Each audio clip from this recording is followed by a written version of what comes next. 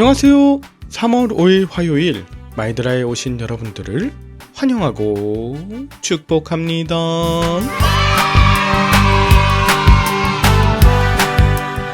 사순절 셋째 주일을 지나 어느덧 사순절 한복판에 와 있습니다. 이 사순절엔 그리스도의 고난을 묵상하면서 탐욕을 비워내며 그리스도인의 정체성을 확고하게 하는 때입니다. 나의 죄악으로 인해 생태적, 관계적, 영적 파괴를 갖고 오고 있는 것은 무엇인지 돌이켜보고 하나님의 뜻으로 채우는데 가장 확실한 방법, 이건 말씀과 기도의 시간을 더욱 충실하게 갖는 것입니다. 나라 안팎의 불안한 정세와 교계의 연약함으로 인한 각종 소식이 들리지만 이때 말씀과 기도로 평화의 왕으로 오신 주님의 길을 끝까지 걸어가시는 사순절 되시길 축복합니다. 그러면 오늘의 마인드라를 힘차게 시작해 보도록 할까요? 자, 출발!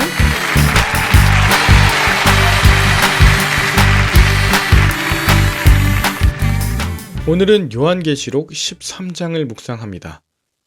오늘 본문엔 어제에 이어 큰 용, 즉 옛 뱀으로 불리우고 사탄이나 마귀라고 불리우는 그들의 하수인이 등장합니다.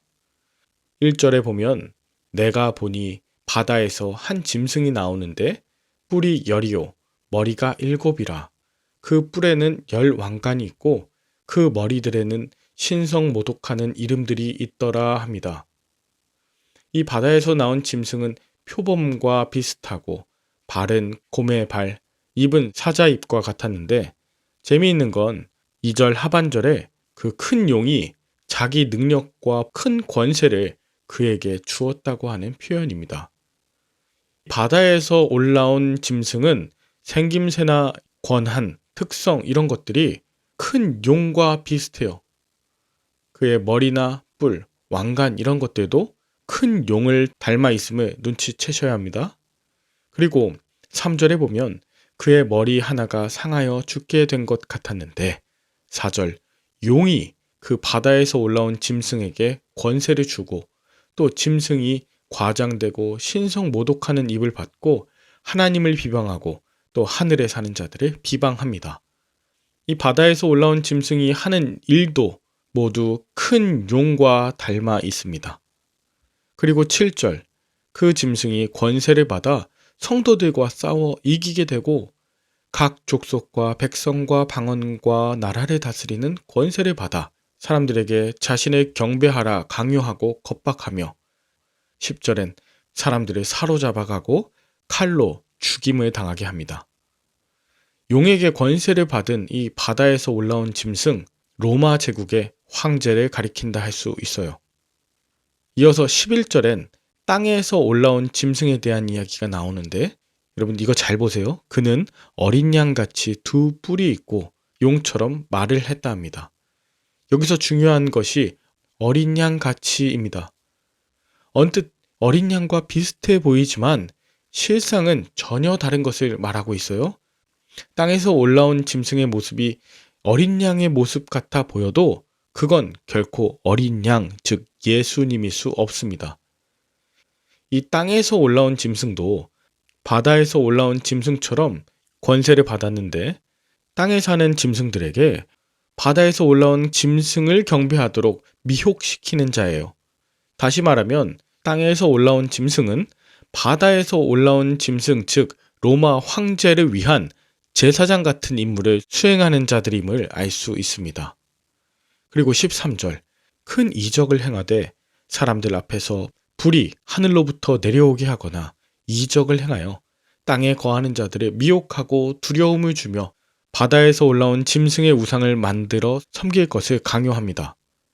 마치 구약의 엘리야가 갈멜산에서 바알 숭배자들과 대결할 때 여호와의 불이 내려와 하나님만이 참 신임을 확증한 사건, 여러분 기억하시죠? 이것을 그대로 표방하고 있는 것입니다. 또한 바다에서 올라온 짐승의 우상을 만들어 그것을 섬기도록 계속 미혹하고 15절엔 그가 권세를 받아 그 짐승의 우상에게 생기를 주어서 말하게 하였습니다. 이것도 하나님이 생기를 주어 사람을 살리신 것을 연상하게 해요. 예수님 같이, 하나님 같이 지금 행동하고 있는 겁니다. 그리고 바다에서 올라온 그 짐승의 모양을 한 우상에게 경배하지 아니한 자는 몇이든지 다 죽이게 했습니다. 여러분, 땅에 사는 자들은 엄청난 공포를 느꼈을 거예요. 왜냐하면 이건 실제 로마 제국에서 행했던 정책이잖아요. 과거 바벨론 제국에서도 왕의 신상에 절하지 않으면 사람들을 사로잡아가 죽이던 실제적이고 역사적인 사건이었기 때문에 그래요.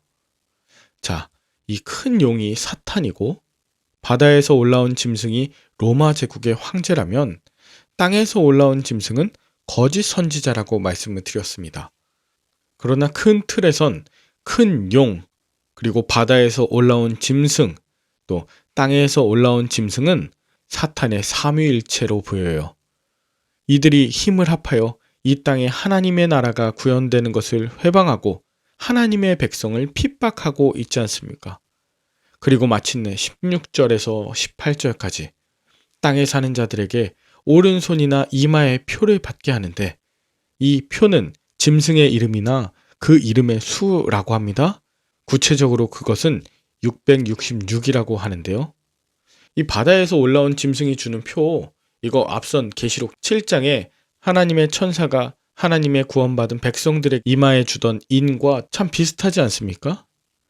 그러나 하나님의 천사가 하나님의 인을 그의 백성들의 이마에 받게 했던 것과는 달리 짐승의 표는 죽음에 대한 공포와 두려움이 있는 자들의 이마와 오른손에 받게 했어요. 이마와 오른손은 신체에서 가장 잘 드러나 보이는 부분이고 이를 통해 서로가 누구에게 속한 존재인지를 명확하게 알 수 있었던 것입니다. 그리고 그 짐승의 이름이나 이름을 나타내는 숫자로 된 표를 갖지 않은 사람은 큰 불이익을 감수해야만 했어요. 오늘 본문은 그 표가 없으면 아무것도 팔거나 살 수도 없게 했음을 알려줍니다. 즉, 경제적인 위협을 넘어 생존의 위협을 당하고 있는 거예요. 그 표가 666이라고 했잖아요. 이건 당시 사람들이 빈번하게 그 이름과 그에 해당하는 수를 병행해서 표현하는 것인데 알파벳이 갖는 고유의 숫자, 이걸 통해서 계산하는 걸 게마트리아 방법이라 합니다. 그래서 이 666이라고 하는 것은 네로 황제의 라틴어가 NERON인데 N은 50, E는 6, R은 500, O는 60, N은 50이라고 해서 이게 합하면 666이거든요. 그래서 네로 황제를 따르는 자들에게 666이라는 표를 준 것이라고 이해하는 분들이 많습니다.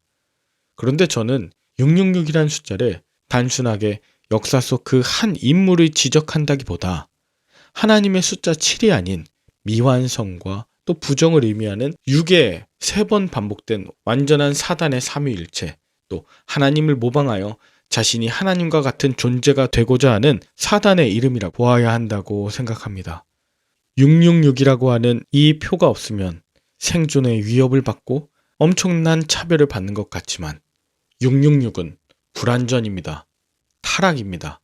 실패입니다. 또 실패이고 또 실패입니다. 여러분은 오늘 본문을 통해 무엇을 느끼셨나요? 큰 용이 바다에서 올라온 짐승에게 권한을 주고 또 땅에서 올라온 짐승은 바다에서 올라온 짐승에게 권한을 받아 땅에 있는 자들을 유혹하고 겁박하며 그 바다에서 올라온 짐승을 섬기도록 하게 했죠. 누구의 지시와 권한을 받는가가 이렇게 중요해요.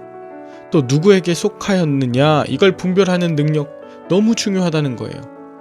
여러분, 정말 하나님의 말씀으로 온전히 분별하는 능력이 없으면 마치 하나님과 같은 존재라고 예수 그리스도와 같은 자라며 하나님의 지위를 노리고 도전하는 사이비 교주나 권력자들에게 속아 넘어갈 수 있습니다. 예수와 같이 어린 양의 모습을 하고 우리를 끊임없이 미혹하는 이단 사이비로 가득한 시대를 우리가 살고 있죠. 그러나 우리가 온전히 쫓을 것은 그 어린 양처럼 보이는 존재가 아니라 어린 양 예수 그리스도 자체이십니다. 적당히 타협하며 죽음의 두려움으로부터 벗어날 궁리를 하는 것보다 말씀으로 주님의 뜻을 분별하고 진정 주님의 이름을 힘입어 죽기까지 순종하는 저와 여러분들 되시길 축복합니다. 사탄의 권세와 그 하수인들을 두려워하지 마시고 오직 하나님의 어린 양 예수 그리스도만 섬기십시오. 반드시 승리하게 될 것입니다. 함께 기도할까요? 하나님 아버지, 땅에 사는 우리들에게 바다와 땅에서 올라온 짐승으로부터 온갖 미혹과 핍박을 당할 것 미리 보게 하심에 감사합니다. 우리의 삶의 자리에서 진정 어린 양이신 예수님만 믿고 따르도록 분별력을 주시옵소서. 오늘도 말씀으로 하루를 비추며 살아가길 원합니다. 그럴 때 하나님을 믿는다는 이유로 불이익을 받고 손해를 감수할 때도 있습니다. 따돌림을 당하거나 생존의 위협을 당할 때도 있습니다. 주님, 긍휼히 여겨 주시고 주님의 날개 아래 보호하여 주시옵소서. 말씀으로 충만하여 사탄의 권세, 세상의 권세, 우상의 권세로부터 자유하게 하시고 이 땅에서 하나님을 대적하는 무리에 속하지 않도록 담대함을 주시옵소서. 감사를 드리며 예수님의 이름으로 기도합니다. 아멘. 오늘도 좋은 하루 되시길 바라며 저는 내일 다시 찾아뵙도록 하겠습니다. 샬롬.